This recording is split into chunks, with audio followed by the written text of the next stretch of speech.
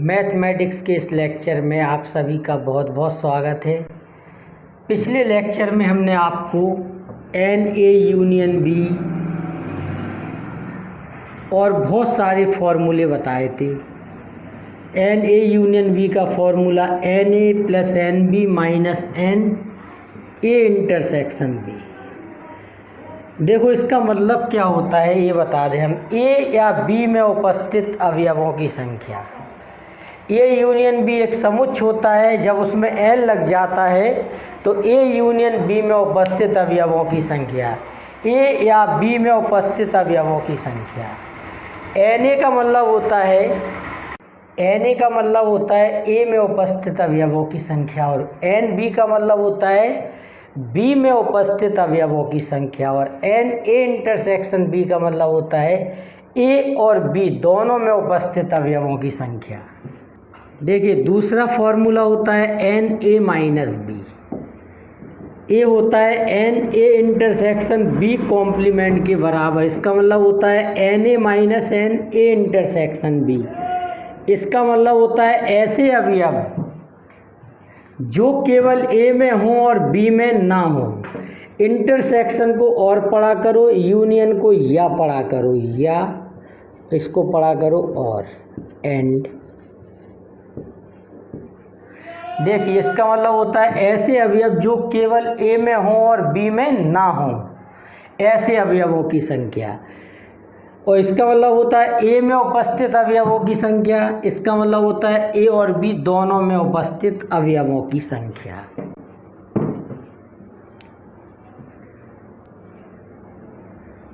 N B minus ए बराबर होता है n B intersection A dash बराबर n B minus n A intersection B. इसका मतलब होता है केवल बी में उपस्थित अवयवों की संख्या जो ए में ना हो, बी में हो और ए में ना हो। इसका मतलब होता है बी में उपस्थित अवयवों की संख्या। इसका मतलब होता है दोनों में, समुच्चय ए और बी में उपस्थित अवयवों की संख्या। N A union B union C बराबर सूत्र होता है n A plus n B plus n C minus n A intersection B minus n B intersection C minus n C intersection A plus n A intersection B intersection C. देखिए इसमें n A union B union C बराबर क्या होता है, ए या B या सी में उपस्थित अवयवों की संख्या। इसका मतलब होता है ए में उपस्थित अवयवों की संख्या। इसका मतलब बी में उपस्थित अवयवों की संख्या। इसका मतलब होता है सी में उपस्थित अवयवों की संख्या। इसका मतलब ए और बी में उपस्थित अवयवों की संख्या। इसका मतलब होता है बी और सी में उपस्थित अवयवों की संख्या। इसका मतलब होता है सी और ए में उपस्थित अवयवों की संख्या। इसका मतलब होता है तीनों में उपस्थित अवयवों की संख्या, जो ए में भी हो और बी में भी हो और सी में भी हो, उनकी संख्या। तो इनका इस्तेमाल हम लोग सवालों को करने में करते हैं। कुछ सवाल हम आपको करके बतलाएंगे किस तरह से इसका सवालों में इस्तेमाल होता है। देखिए अपने सामने एक क्वेश्चन है। एक विद्यालय की किसी कक्षा में 60 विद्यार्थी हैं, यानी कि टोटल स्टूडेंट कितने हैं 60, जिन्हें या तो गणित लेना है या विज्ञान या दोनों। मतलब जो मैथ्स ले सकते हैं, साइंस ले सकते हैं या दोनों। यदि 40 ने गणित लिया है और 15 ने गणित और विज्ञान दोनों लिया है, तो कितने विद्यार्थियों ने विज्ञान लिया है, केवल विज्ञान लिया है, कितने विद्यार्थियों ने केवल गणित लिया है। यानी कि हमें कई 3 आंसर निकालने हैं इसके। देखिए कैसे निकालेंगे। तो गणित और विज्ञान की बात हो रही, तो माना गणित और विज्ञान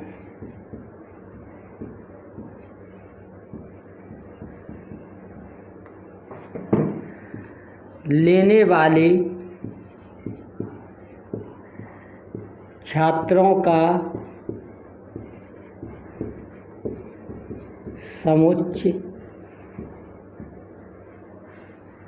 एम और एस है।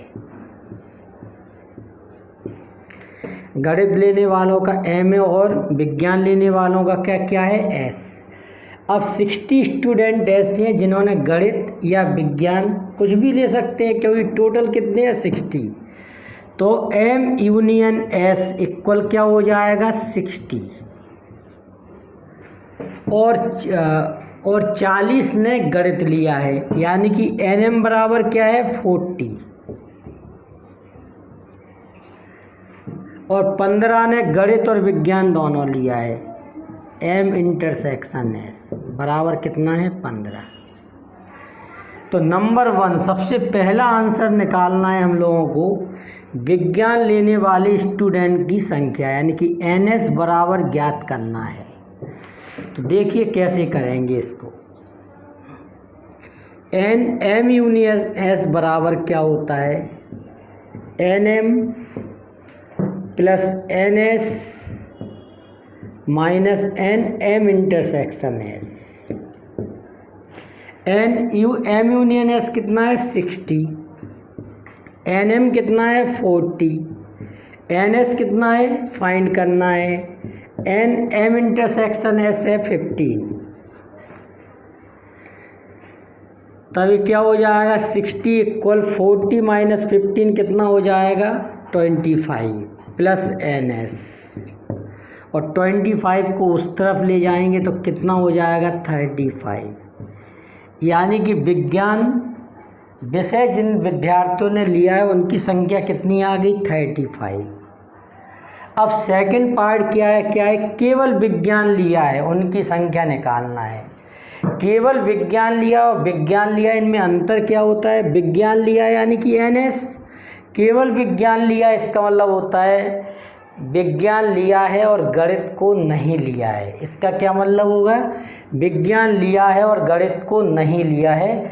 तो इस वाले पार्ट को देखो हम लोग कैसे करेंगे, यानी कि सेकंड पार्ट में हमें उनकी संख्या निकालना है जिन्होंने साइंस लिया है और मैथ्स को नहीं लिया है, यानी कि ये वाला भाग ज्ञात करना है आपको। तो n S intersection M dash बराबर होता है n S minus n S intersection M. इसका क्या मतलब है, विज्ञान लिया है और गणित नहीं लिया, डैश लगा है तो नहीं लिया, यानी कि केवल विज्ञान लेने वाले विद्यार्थियों की संख्या। एन एस का मान अभी कितना निकाला था आपने 35, और एन एस इंटरसेक्शन एम या एम इंटरसेक्शन एन कितना है 15। तो ये आंसर कितना आ गया इसका 20। तो यानी कि उन विद्यार्थियों की संख्या क्या है 20 जिन्होंने केवल साइंस लिया है। थर्ड पार्ट, हमें अब उन विद्यार्थियों की संख्या ज्ञात करना है जिन्होंने केवल गणित लिया है। इसका मतलब हो जाएगा एम इंटरसेक्शन एच डैश, यानी कि इसका मतलब क्या है, गणित लिया और विज्ञान नहीं लिया उनकी संख्या। N M intersection H dash का फॉर्मूला हमने बताया था आपको, n M minus n M intersection S होता है। तब एन एम की वैल्यू कितनी है, एन एम की वैल्यू है 40 और एम इंटरसेक्शन एस की वैल्यू कितनी है 15। तब आंसर कितना आ गया 25। तो ये आंसर हो गया।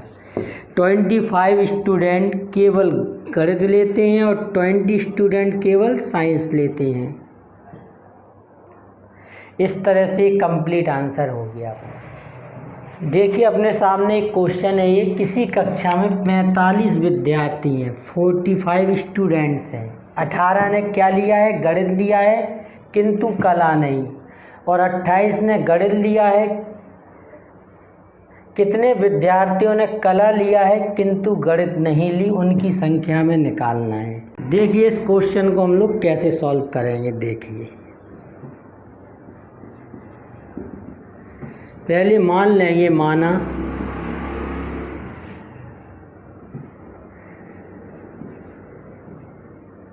गणित एवं कला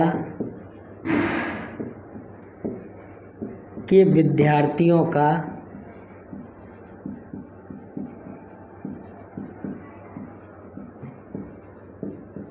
समुच्चय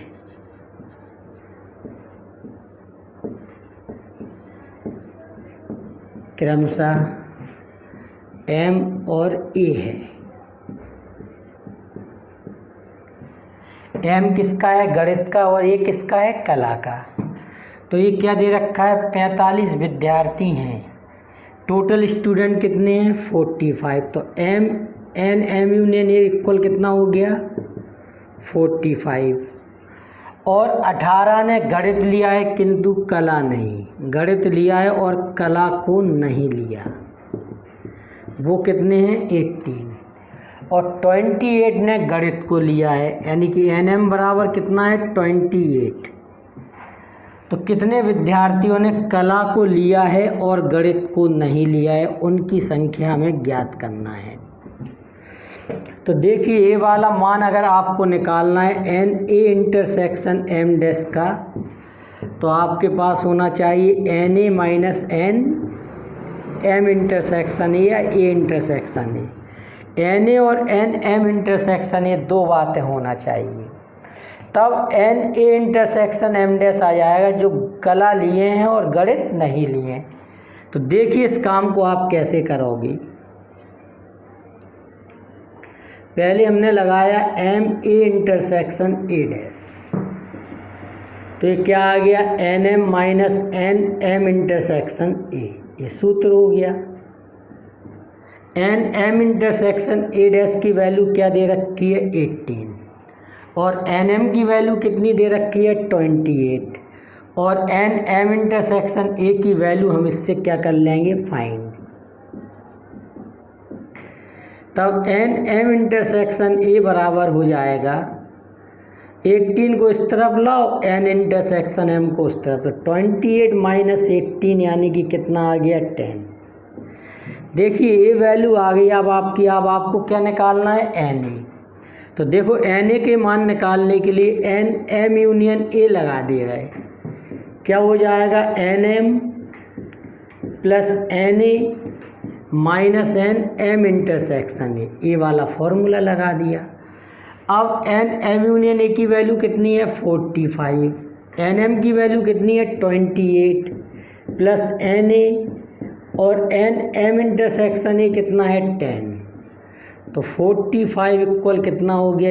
18 प्लस NA। तब NA की वैल्यू कितनी हो जाएगी? 45 माइनस 18,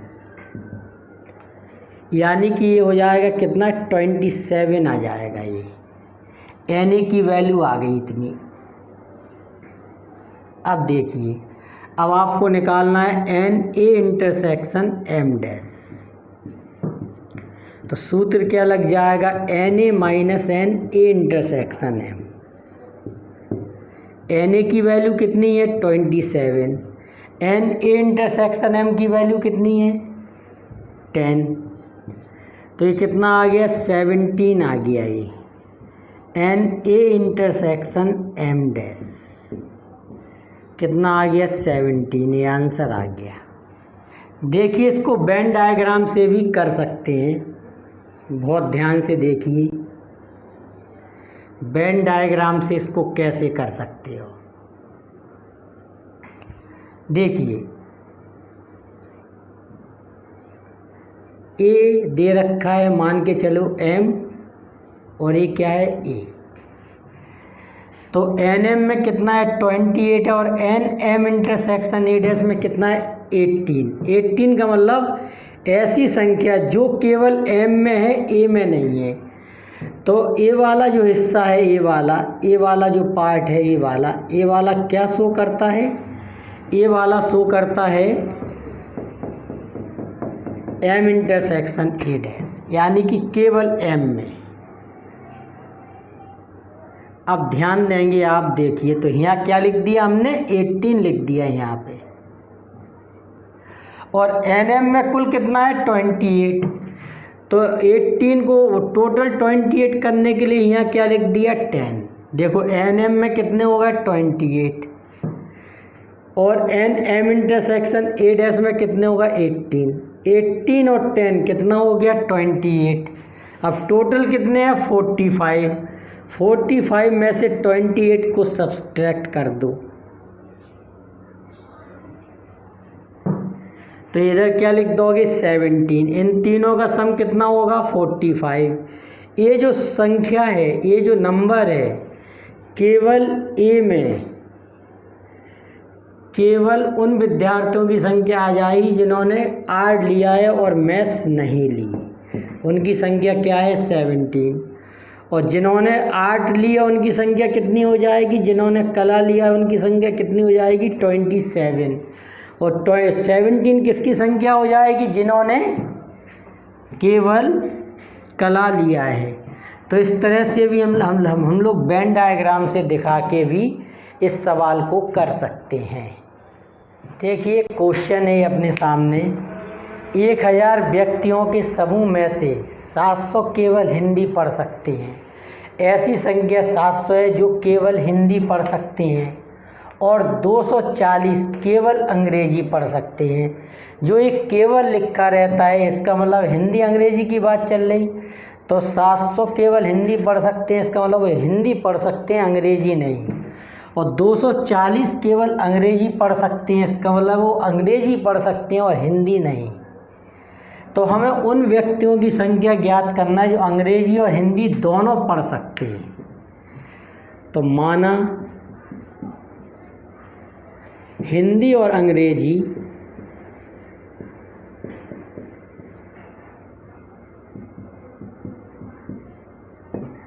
पढ़ने वाले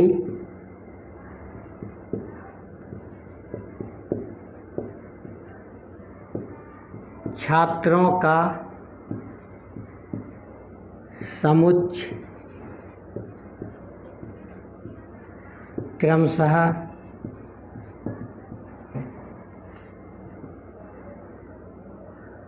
H और E है। तब देखिए ध्यान से, तो N 1000 कुल व्यक्ति हैं, तो NH यूनियन E कितना हो जाएगा 1000, 1000। और केवल हिंदी पढ़ने वालों की संख्या कितनी है 700। तो हिंदी पढ़ें और इंग्लिश ना पढ़ें क्योंकि केवल लगा हुआ है, उनकी संख्या कितनी है 700। और केवल अंग्रेजी पढ़ने वालों की संख्या कितनी है, इंग्लिश पढ़ें और हिंदी ना पढ़ें, उनकी संख्या कितनी है, उनकी संख्या है 240। तो आपको उन व्यक्तियों की संख्या ज्ञात करना जो अंग्रेजी और हिंदी दोनों पढ़ सकते हैं, मतलब इंग्लिश भी पढ़ सकते हैं और हिंदी भी पढ़ सकते हैं। उसकी आपको क्या ज्ञात करना है, संख्या। देखिए इस काम को आप कैसे करोगे, देखिए फॉर्मूले से कैसे करोगे इस काम को। पहले NH इंटरसेक्शन E डैश दे रखा है, तो इसका सूत्र क्या होता है, NH minus NH intersection E dash, ये होता है, sorry H intersection E। NH की वैल्यू भी हम लोगों को नहीं दे रखी है। NH इंटरसेक्शन E डैश की वैल्यू क्या दे रखी है 700 बराबर NH minus NH intersection E। तो यहाँ से NH का मान कितना आ गया 700 plus NH intersection E, equation 1। अब देखो क्या संख्या दे रखी है, इंग्लिश पढ़ने वालों की संख्या और जो हिंदी नहीं पढ़ सकते हैं, तो इसका क्या लग जाएगा NE minus NE intersection H। NE intersection H dash क्या दे रखा है 40 बराबर NE minus NE intersection H या H इंटरसेक्शन E, कोई फर्क नहीं पड़ता। तब NE की वैल्यू कितनी आ गई 240 प्लस NH इंटरसेक्शन E। अब NH यूनियन E का फॉर्मूला क्या होता है, देखिए NH plus n E minus n H intersection E. देखिए एन एच यूनियन ए की वैल्यू कितनी है 1000 और एन एच का मान कितना है, समीकरण 1 से वैल्यू रख दो 700 plus n H intersection E और एन ई का मान कितना है 240 plus n H intersection E minus n H intersection E, इतना हो गया। इससे कैंसिल हो जाएगा। 1000 इक्वल कितना हो गया 940 plus n H intersection E, तब एन एच इंटरसेक्शन ई की वैल्यू हो जाएगी 1000 माइनस 940 यानी कि कितना हो गया 60। तो इस तरह से आंसर आ गया। अब देखिए इसको वेन डायग्राम से कैसे कर सकते हैं।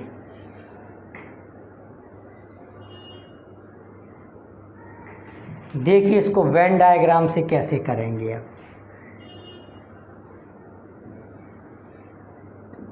ए है एच और ए क्या है ई। ए वाला हिस्सा क्या शो करता है एच इंटरसेक्शन ई डैश, यानी कि केवल हिंदी पढ़ने वालों की संख्या। ए हिस्सा क्या शो करता है केवल अंग्रेजी पढ़ने वालों की संख्या और ए हिस्सा क्या शो करता है बीच वाला हिंदी और अंग्रेजी दोनों पढ़ने वालों की संख्या।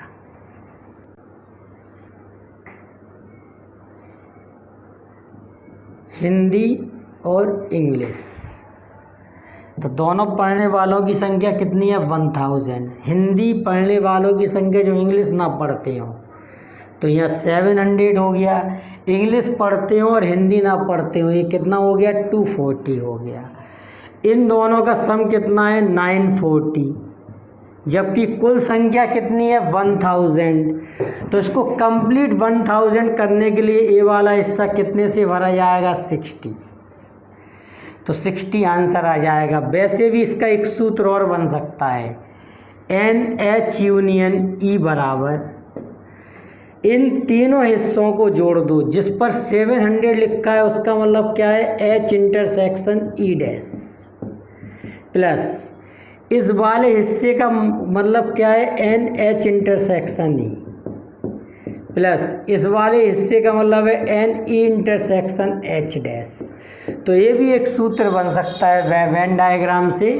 इसकी वैल्यू क्या है 1000, इसकी वैल्यू कितनी है 700 plus n H intersection E की वैल्यू हमें फाइंड करना है और इसकी वैल्यू कितनी दे रखी है 240।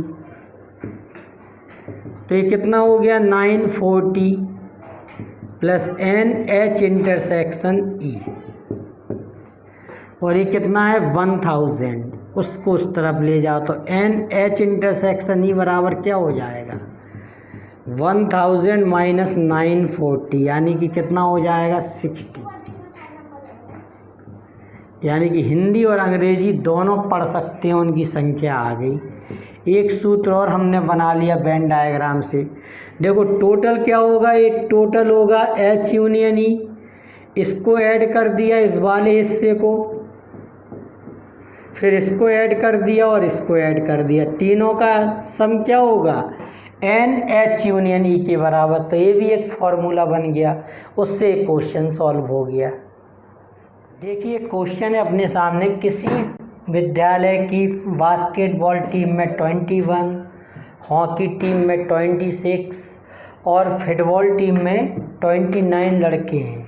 अब यदि 14 लड़के हॉकी और बास्केटबॉल, 15 लड़के हॉकी और फुटबॉल, 12 लड़के फुटबॉल और बास्केटबॉल खेलते हैं तो तथा 8 लड़के हॉकी, फुटबॉल और बास्केटबॉल तीनों खेलते हैं, तो खेलने वाले कुल लड़कों की संख्या बताइए। यानी कि इनमें कॉमन बच्चे भी हैं जो दोनों खेलते हैं, तीनों भी खेलते हैं। तब देखिए कुल लड़कों की संख्या में ज्ञात करना है, कैसे ज्ञात करेंगे। देखिए माना फुटबॉल, बास्केटबॉल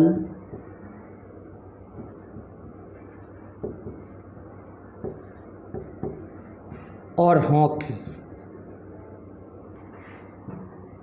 हॉकी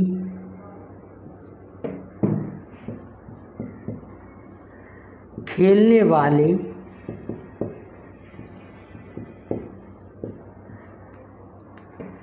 लड़कों का समुच्चय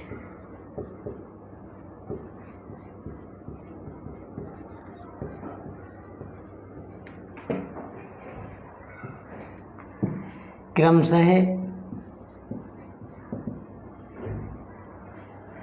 देखिए फुटबॉल का एफ मान लीजिए, बास्केटबॉल का बी मान लीजिए और हॉकी का क्या है, एफ है, एच है। तो इस तरह से एफ बी एच मान लिया। अब बास्केटबॉल टीम में कितने हैं, 21। तो एन बी इक्वल कितना दे रखा है, 21। एन एच कितना दे रखा है, 26। और वो फुटबॉल टीम में कितने हैं, 29। 14 लड़के हॉकी और बास्केटबॉल दोनों खेलते हैं, हॉकी भी खेलते हैं और बास्केटबॉल। उनकी संख्या कितनी है, 14। 15 लड़के हॉकी और फुटबॉल खेलते हैं, हॉकी भी खेलते हैं और फुटबॉल। ऐसे कितने लड़के हैं, 15। और 15 लड़के फुटबॉल और बास्केटबॉल खेलते हैं, फुटबॉल और बास्केटबॉल कितने खेलते हैं, 12 लड़के। और तीनों कितने खेलते हैं, 8 लड़के हॉकी फुटबॉल और बास्केटबॉल तीनों खेलते हैं, हॉकी भी फुटबॉल भी और बास्केटबॉल तीनों खेलते हैं, 8। अब हमें उसकी संख्या ज्ञात करना है, उन लड़कों की संख्या ज्ञात कीजिए जो बास्केटबॉल खेलें, हॉकी खेलें या फुटबॉल खेलें, उनकी संख्या हमें ज्ञात करना है। देखिए कैसे ज्ञात करेंगे। N B union H union H, हमने n A union B union C का आपको सूत्र बताया था। तो क्या होता है, n B plus n H, यानी कि ये क्या है, टोटल संख्या बास्केटबॉल या हॉकी या फुटबॉल खेलने वालों की संख्या, plus n F minus n B intersection H minus n H intersection F minus n F intersection B plus n H intersection F intersection B. तब एन बी की value कितनी है, 21, 26 और 29। ए है 14, 15 और 12 और ये क्या है, प्लस का 8। इनको जोड़ लीजिए, जितने प्लस वाले इन तीनों को जोड़ लीजिए और इनको जोड़कर घटा दीजिए।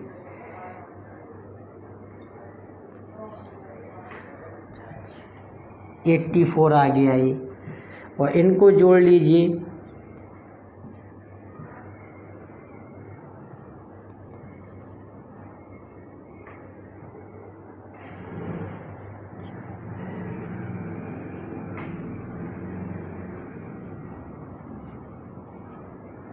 तो ये आ गया 84 माइनस 41, यानी कि कितना आ गया, 43।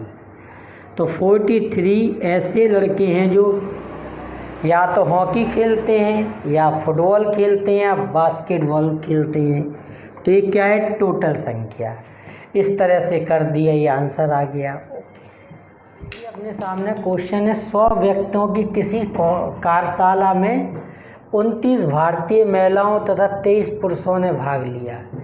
इन भारतीयों में 4 डॉक्टर हैं तथा 24 या तो पुरुष हैं या डॉक्टर हैं। 29 भारतीय, देखिए क्वेश्चन अपने सामने है, 100 व्यक्तियों की किसी कार्यशाला में 29 भारतीय महिलाओं तथा 23 पुरुषों ने भाग लिया। इन भारतीयों में 4 डॉक्टर हैं तथा 24 या तो पुरुष हैं या डॉक्टर हैं। मतलब 24 है टोटल उनकी संख्या जो पुरुष हैं या डॉक्टर हैं, क्योंकि 24 में ऐसा भी हो सकता है वो पुरुष भी हों और डॉक्टर भी हों। गोष्ठी में कोई विदेशी डॉक्टर नहीं है, यानी कि 4 जो डॉक्टर हैं वो या तो महिला डॉक्टर होंगी भारतीय या भारतीय पुरुष डॉक्टर होंगे। तो बताइए कितनी महिला डॉक्टर भाग ले रही हैं। देखिए इस क्वेश्चन को कैसे सॉल्व करेंगे। मान लेंगे, माना U जो है वो कुल व्यक्तियों का समुच्चय है।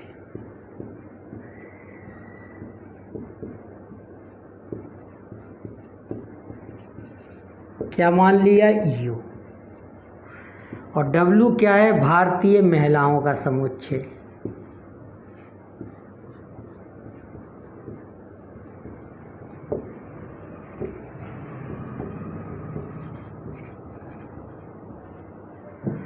और M क्या है?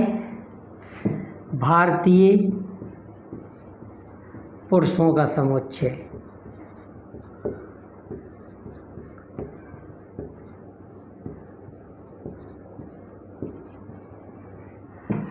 और D मान लीजिए डॉक्टरों का समुच्चय।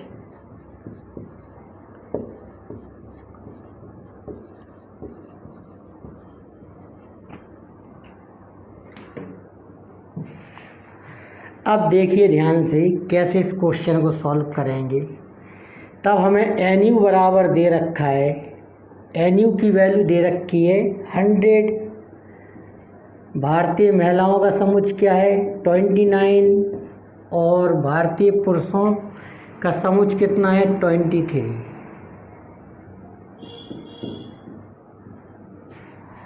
और 24 या तो पुरुष हैं या डॉक्टर हैं। NM यूनियन D बराबर कितना है? 24। उनकी संख्या कितनी दे रखी है? 24। तो हमें निकालना है कितनी महिला डॉक्टर भाग ले रही हैं। तो मान लेंगे, माना महिला डॉक्टरों की संख्या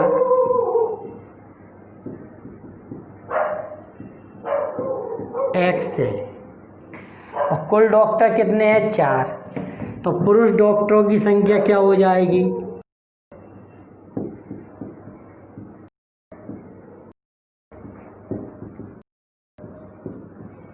हो जाएगी 4 - X। अब उन पुरुषों की संख्या जो डॉक्टर नहीं है,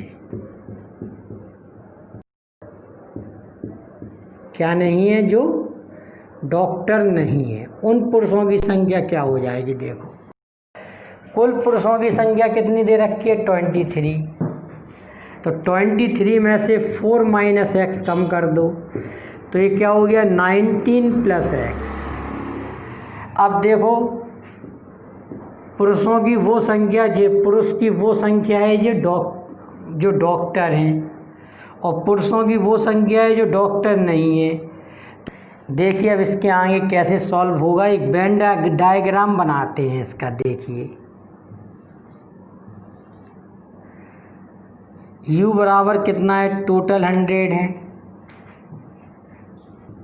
ये है पुरुषों की संख्या, ये डॉक्टर की। पुरुष डॉक्टरों की संख्या 4 - X है, तो इससे में क्या आ जाएगा? 4 - X। और केवल पुरुषों की संख्या जो डॉक्टर नहीं है, तो ये कितना हो गया? 19 + X। और डॉक्टरों की संख्या कितनी है? 4। 4 - X यहाँ चला गया, तो यहाँ कितना बचा? X। अब हमें वो संख्या दे रखी है 24 जो पुरुष हैं या डॉक्टर हैं। तो देखिए कैसे होगा ये काम। तब इन तीनों का जो सम है वो किसके बराबर हो जाएगा? 24 इक्वल क्या हो जाएगा उसमें? 19 + X प्लस 4 - X और प्लस का X। तो ये कितना हो गया? 24 बराबर हो गया 23 + X बचेगा इसमें, X तो x की वैल्यू क्या हो गई 1। x क्या माना हमने, महिला डॉक्टरों की संख्या मानी थी, तो महिला डॉक्टरों की संख्या कितनी हो गई 1 और पुरुष डॉक्टरों की संख्या क्या होगी 3। इतना। आज के लिए इतना ही। Thank you very much.